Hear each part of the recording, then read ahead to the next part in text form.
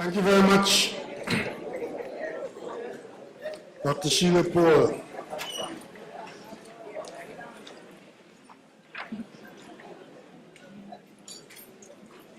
Good evening, everyone. What a pleasure and a distinct honor to be here on this platform this evening on this very special occasion. Please join me in recognizing your distinguished President, Dr. Rudolph Koo, your indefatigable Provost, Dr. Augustine Okereke, the inspirational Director of the Medgar Evers College Office of International Education, Ambassador Eugene Persu of Grenada Untold, the Venerable Trustee, Mr. Una Clark, and of course, fellow Tobagonian, Dr. Sheila Paul, honorees, faculty members, students, other distinguished ladies and gentlemen, and I'm sure I heard a child earlier on, children. Allow me to express my sincerest appreciation to your President, Dr. Rudolph Koo, for inviting me to deliver this keynote address at this historic Medgar Evers College Inauguration International Education Awards presentation ceremony. I'm deeply humbled and honored to be offered such a privileged position for such a very special occasion in what is really a special university in a special place called New York.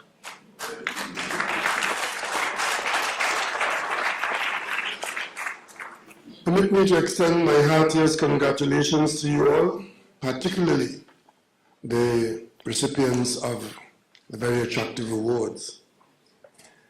And of course, I extend my special recognition to another Tobagonian who this afternoon sang something I didn't know existed. Gospel jazz. Oh, I know gospel ipso, but that's what Trinidadians do. Your community spiritedness and spontaneous generosity in contributing to the goals and ideals of this pioneering Medgar Evers College, its international education outreach initiative, have come at a pivotal milestone in the life of the college and must be warmly and magnanimously applauded. You have done your community, the college and the entire community, well, and you've done them proud. I can see the face of Medgar Wiley Evers smiling gently, unenviably, enjoying the joy that goes with this occasion, thinking back at the origin and what this place could have been and what it has become. Congratulations are also in order to you, the distinguished executive and administrative personnel and faculty members who have been laboring in the vineyards for so many years. Consecutive years of unrelenting, committed, and conscientious service against monumental odds, and that is by any yardstick a remarkable accomplishment to be where you are tonight. What about a special round of applause for the Trinidad and Tobago diaspora? Anybody from Trinidad and Tobago?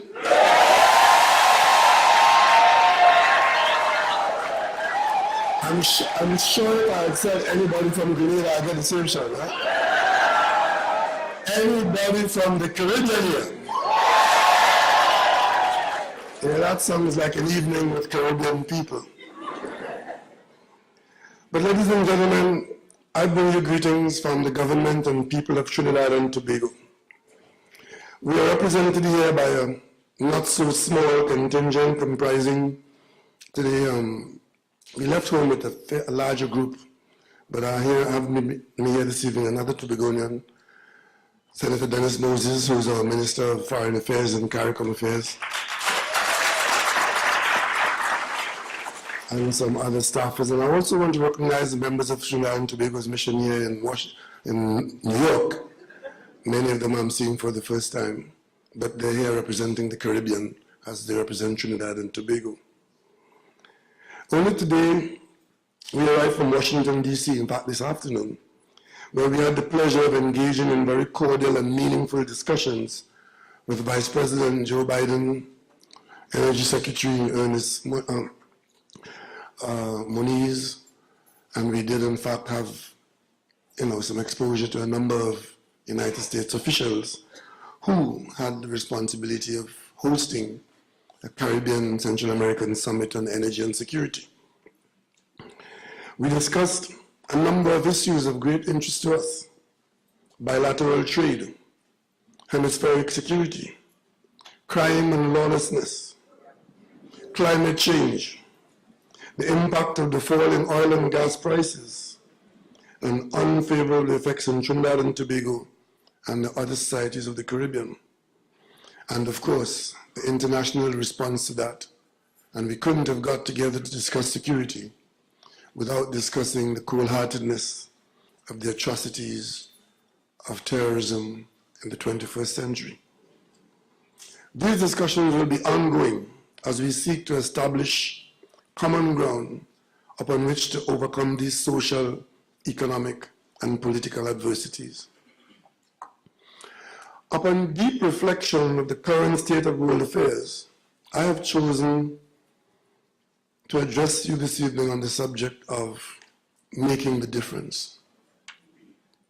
Ladies and gentlemen, there is no doubt that today civilization is overwhelmed by unprecedented irregularities, daunting complexities, and seemingly irreversible conflicts and controversies, the likes of which seem to know no boundaries.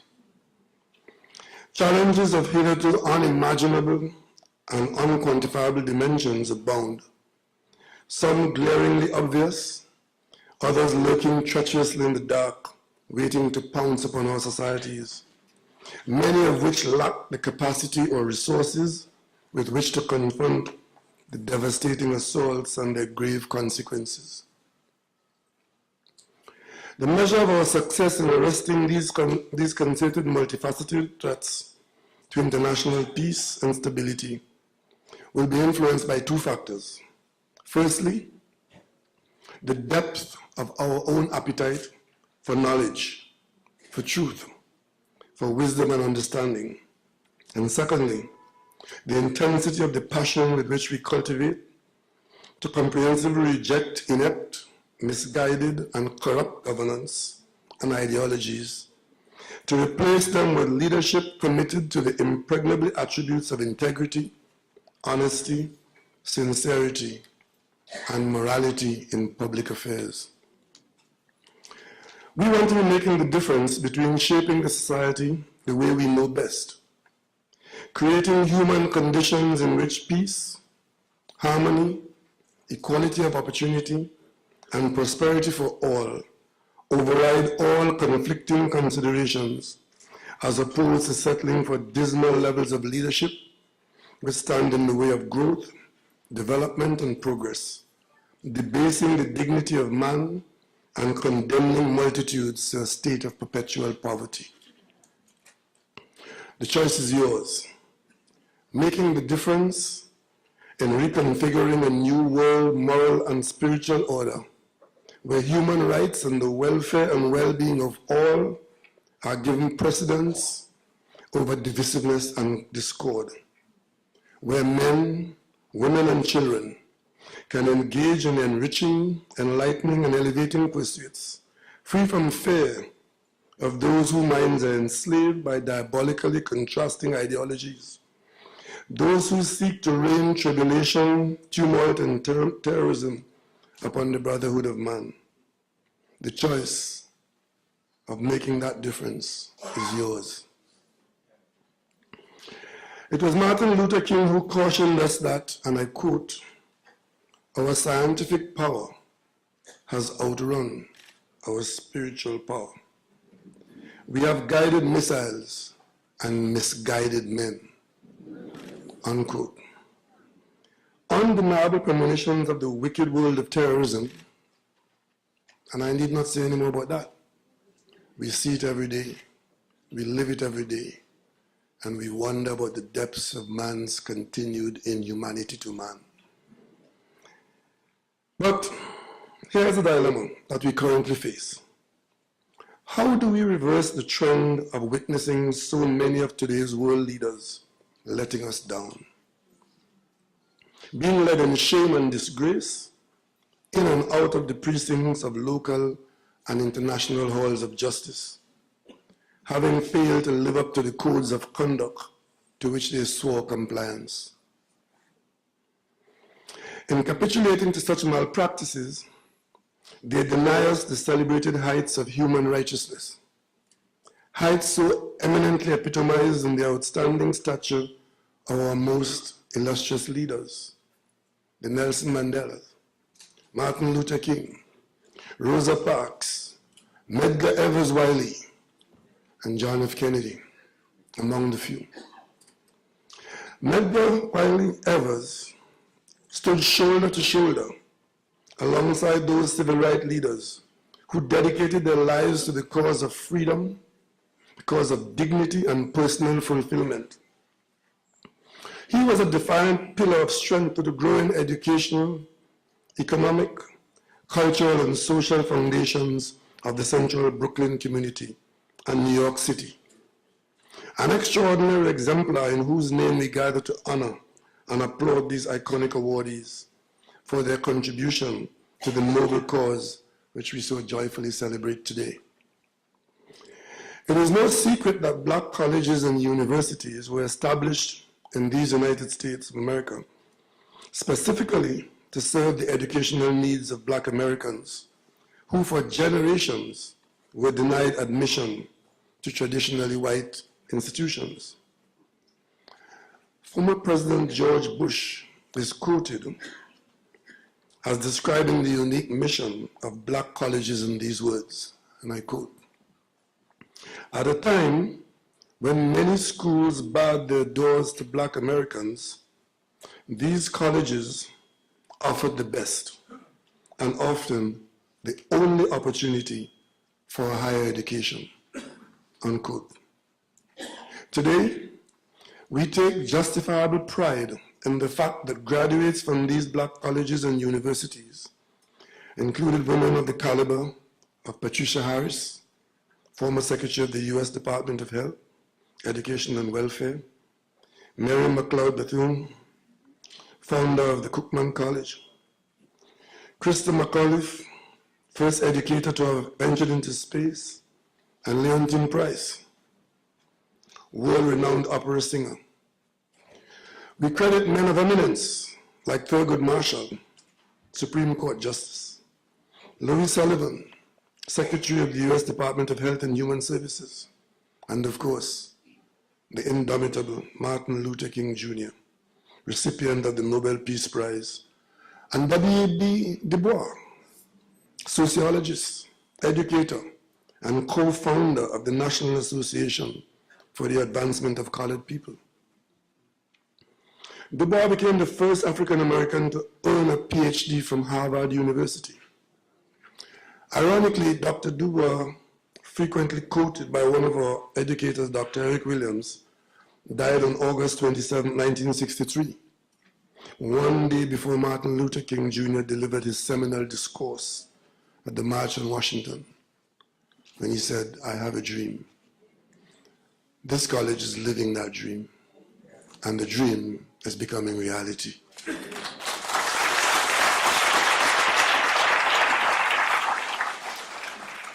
These celebrated heroes of the Black liberation movement stand proudly immortalized by the philosophies that they've left behind. And thankfully, they've left behind this place, this college, this vision, this future. Here's what Dr. W.E.B. Du Bois had to say about education.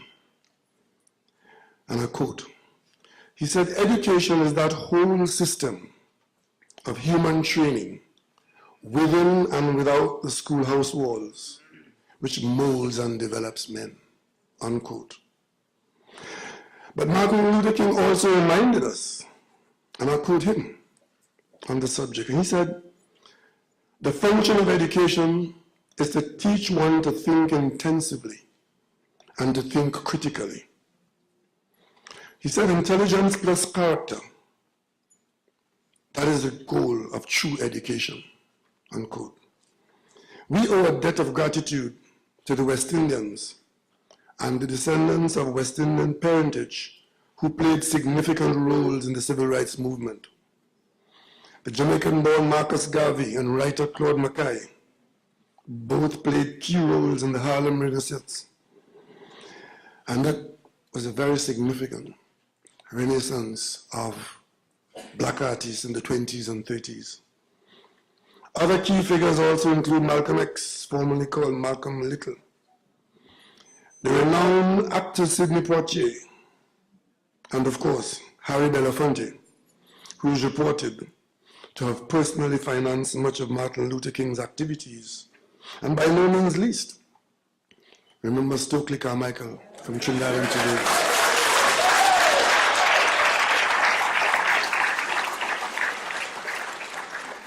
Some people ascribe the term Black Power, the philosophy of black recognition and the requirement to share what the country had to offer, what the world had to offer. Ascribe that to Stokely Carmichael. And of course, Harry Belafonte, well, some people say that, right? It might be debated, but Harry Belafonte, in 1956, he sold the first long-playing album that sold at million records. Maybe that's what everybody else aspires to when they go into the studio.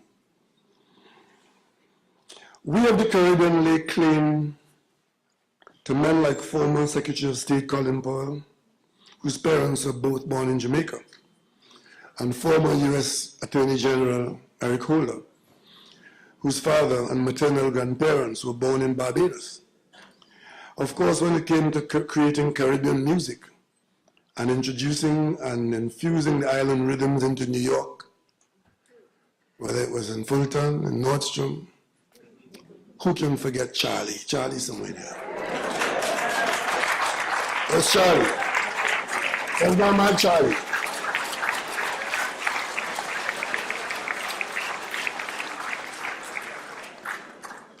In this long-standing engagement of the Caribbean man with Black America in the ongoing struggle for freedom, liberation, and recognition, that has perhaps instinctively given rise to one of the most positive developments in international education cooperation, now being pioneered by the Medgar Evers College.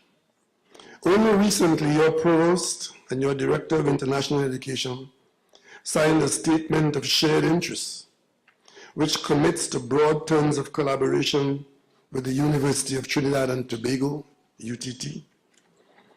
And this will result in very valuable student and faculty exchange programs and sharing of advanced techniques and technologies and teaching methods drawn from the experience of both institutions.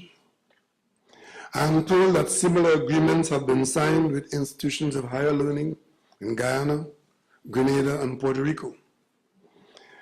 I'm also very excited about the concept of establishing a consortium of the various campuses of the City University of New York and Caribbean universities to oversee this initiative, which will bring mutual benefits to our respective communities. The possibilities are fathomless, and soon we expect that the Regional University of the West Indies will join the ranks and become part of this pipeline of exchanges between New York and the Caribbean.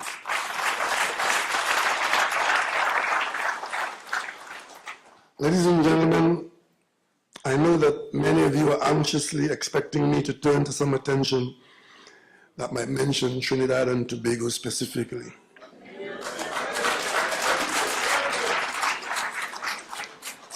Well, that having been recognized, permit me to give a brief overview of our government stewardship to date.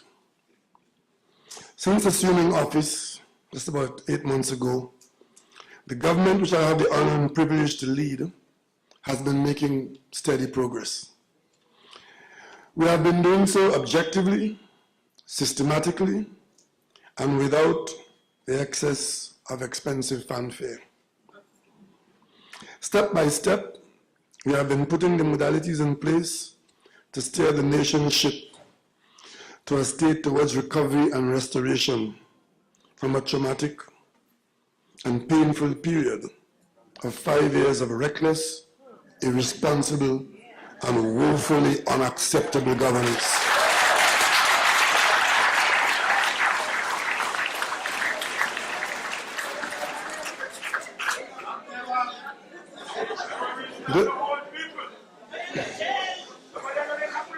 The special entities which we have set up and the series of bold initiatives which we have taken in our quest for a much improved quality of life for all are taking root. We are tackling waste, inefficiency, and corruption.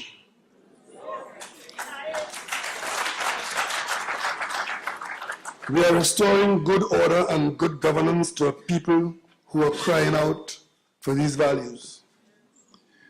We are operating a smaller cabinet with no members standing in an overcrowded cabinet room. The size of the government has been reduced from 34 members to 24 members.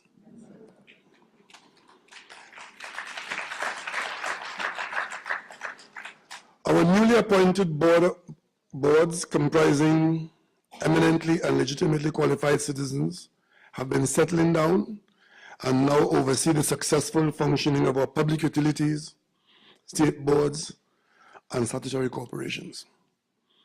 A thorough review and analysis to effect overall upgrading the quality of our health, general healthcare delivery services is well advanced. Our National Economic Advisory Board is functioning and has begun to deliver, as can be evidenced by the midterm financial review, which was passed in the Parliament on April 9th. The drastic reduction in the price of oil and gas has placed serious restrictions on our revenues. Our earnings are considerably down, and consequently, our spending capacity has been considerably circumscribed.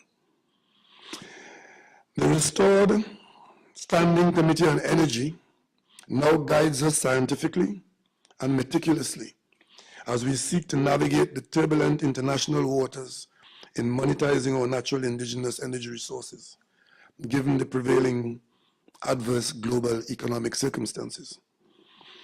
A modern statistical institute is taking shape in order to afford us the crucial ability to make data-driven decisions at the level of the government and the population at large.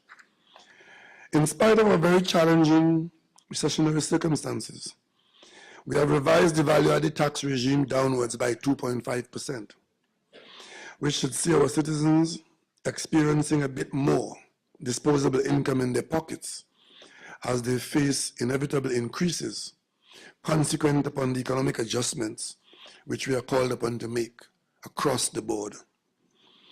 Nationwide consultations on the promised local government reform to give these bodies greater autonomy and jurisdiction over the provision of services to their respective burgesses have just been concluded. We now move towards drafting and amending the existing laws as we work towards introducing these proposals to the Parliament prior to the local government elections, which are due later this year.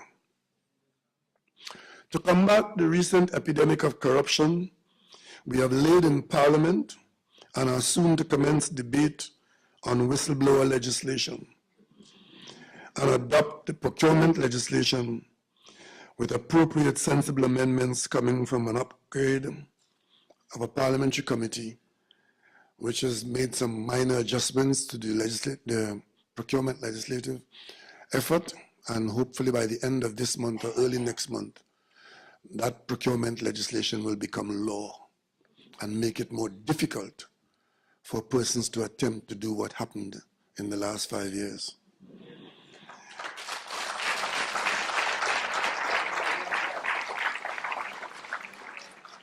Technical work is about to commence on the construction of major highways to the east of Trinidad from Valencia to Toco, with port facilities for a shortened ceiling to Tobago, where plans are afoot to double the number of hotel rooms within the next 3 years.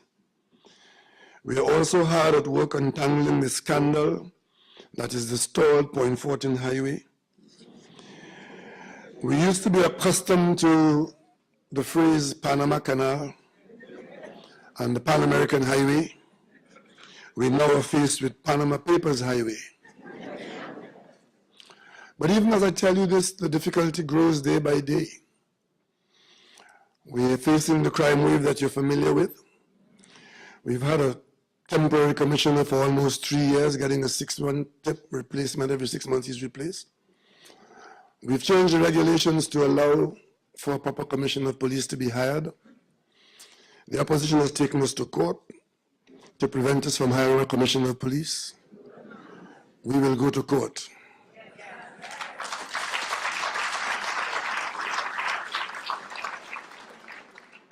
We have a law which we supported from the opposition bench, a law which was piloted by the last Prime Minister, which allowed the state agencies to eavesdrop on the conversations and activities of criminals so that we could head them off, know who's doing what, know who's planning what, and if they do some things, we can find out what they've done and attempt to improve our detection level for violent crime from 8%, possibly to something way beyond 8%. That law that existed since 2010, which we supported from the opposition, allowed specific agencies of the state, Commissioner of Police, Head of the Defense Force, and no political arm to be able to carry out and supervise under judicial supervision the surveillance. It's called the bill requires those clearances to be able to listen on conversations and to monitor criminal conduct in modern day technology.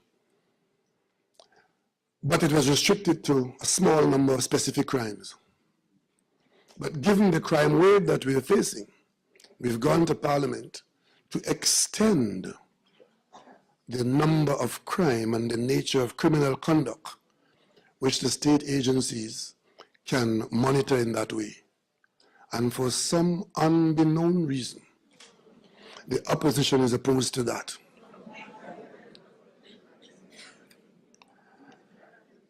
It's in the Parliament. It was passed in the lower house. It's coming up in the upper house again on next Tuesday. And hopefully, the independent senators would see the interests of Trinidad and Tobago and put that interest before the interests of those who want to escape the police.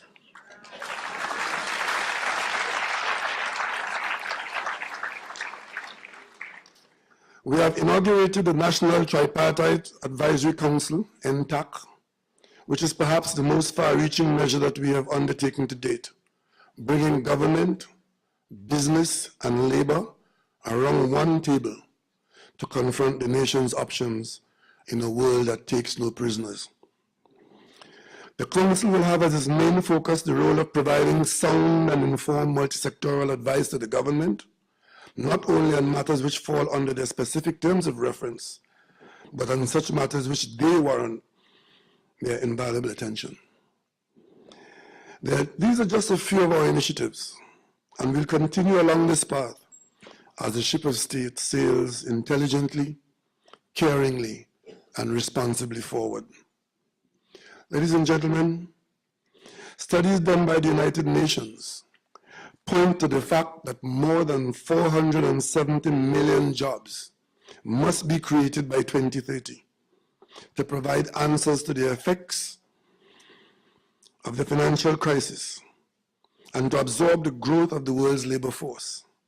As such, new skills will need to be taught on a large scale to take advantage of the pace of technological developments and especially to boost youth employment. The reality is that we have to be ahead of the times. Our responsibility is to empower our people, particularly our young people, for employment in the new world. And that is not just an option. It's mandatory. More and more of our young people must stride out confidently and assuredly into the new dimension of the world of work, here in the United States and also in the Caribbean. And insofar as we view Brooklyn as a neighborhood of Trinidad, of Port of Spain, of the Caribbean, we go from Brooklyn to the Caribbean, from the Caribbean to Brooklyn. And if I may be permitted to use a slogan very familiar to us and maybe to you, we all in this together.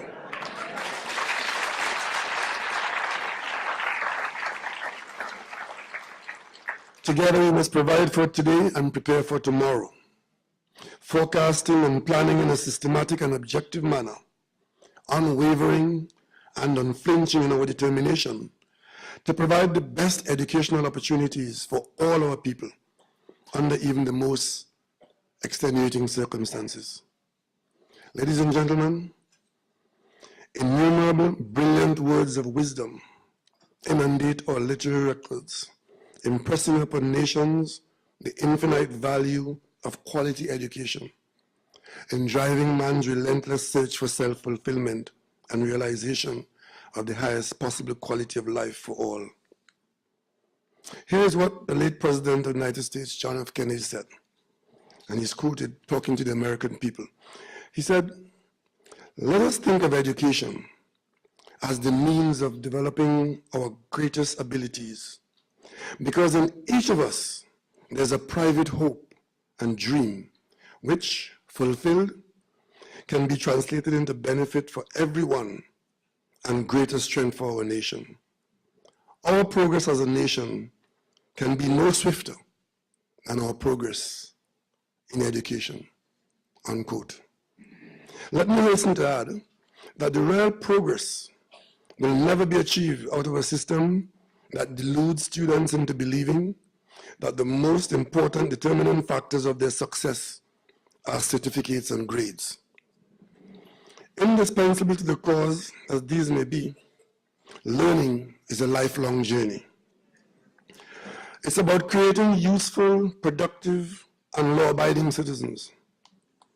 Citizens who can be a credit not only to their immediate environment, but to the world at large.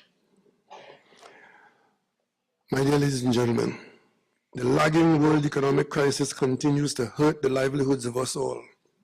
But in the final analysis, we have to take charge of our own future and continue on that journey to emerge triumphantly from our history of deprivation and want, which is inflicted upon us by generations of masters of colonial oppression. That's in the past. We can't forget it, but it mustn't determine our future.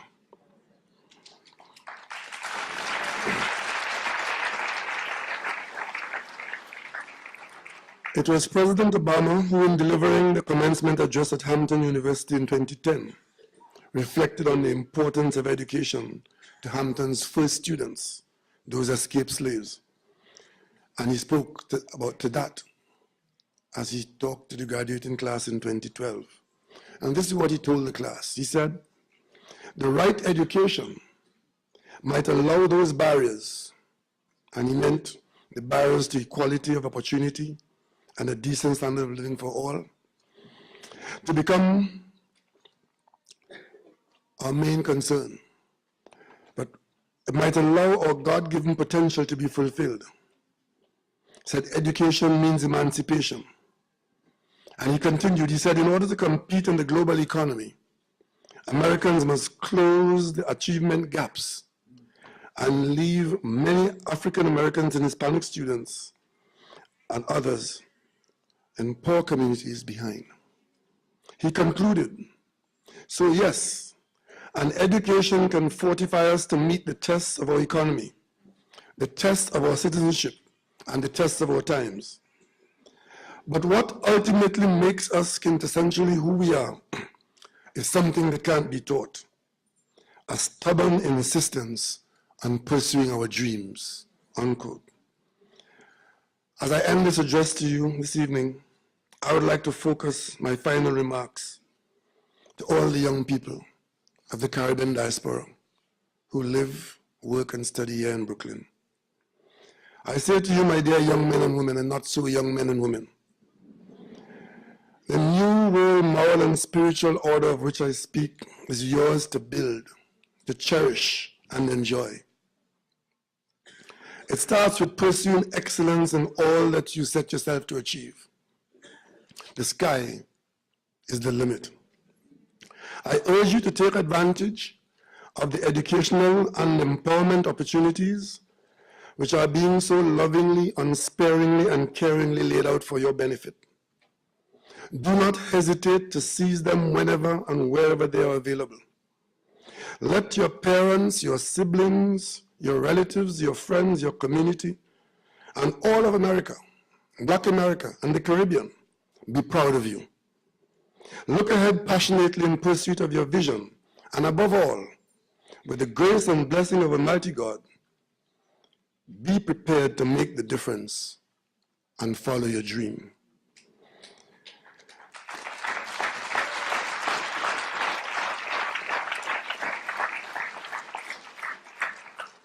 And as you embark on following this dream, we heard the wanderlust student today talk about going to Japan, going to Italy, going to Ethiopia. Come to Trinidad and Tobago.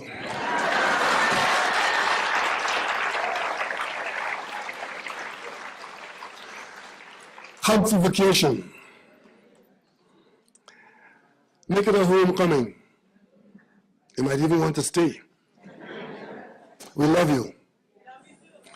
We're very proud of you, and we'll always claim you as our own.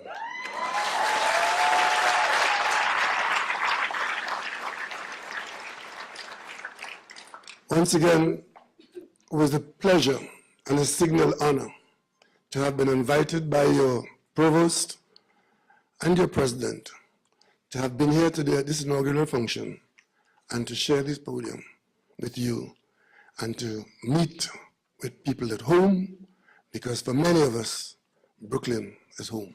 Thank you.